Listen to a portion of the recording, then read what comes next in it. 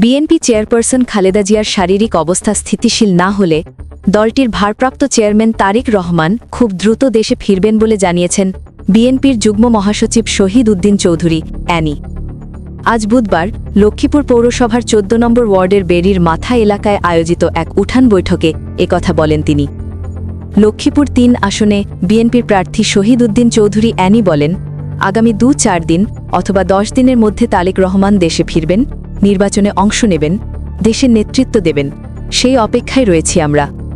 খালেদা জিয়ার বর্তমান অবস্থার জন্য আওয়ামী লীগ সভাপতি শেখ হাসিনাকে দায়ী করে অ্যানি বলেন, গত ১৭ বছরের হাসিনার অত্যাচার নির্যাতনে আপসীন নেত্রী খালেদা জিয়ার এমন অবস্থা হয়েছে।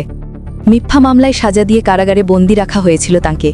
শুধু তাই নয়, যে খাবারগুলো খেতেন তাতে বিষ মিশিয়ে দেওয়া হতো। সুস্থ মানুষ জেলে গেছেন, সেখান থেকে অসুস্থ হয়ে বের হয়েছেন। এর জন্য শেখ হাসিনা দায়ী। অ্যানি আরও বলেন, এবার ভোট কঠিন একটি অদৃশ্য শক্তির বিরুদ্ধে, কারণ আওয়ামী লীগ পালিয়ে গেছে। অত্যাচার নির্যাতন করে ভোট করার মতো পরিস্থিতি তারা রাখেনি। মহিলা দলের নেতাকর্মী ও শিক্ষার্থীদের উদ্দেশ্য করে অ্যানি বলেন, বর্তমান প্রজন্মের নারীরা দেশের নেতৃত্ব দিচ্ছেন। দেশ বদলে গেছে, এখন আর দেশ আগের জায়গায় নেই। বিএনপি ক্ষমতায় গেলে নারীদের অধিকার নিশ্চিত করা হবে।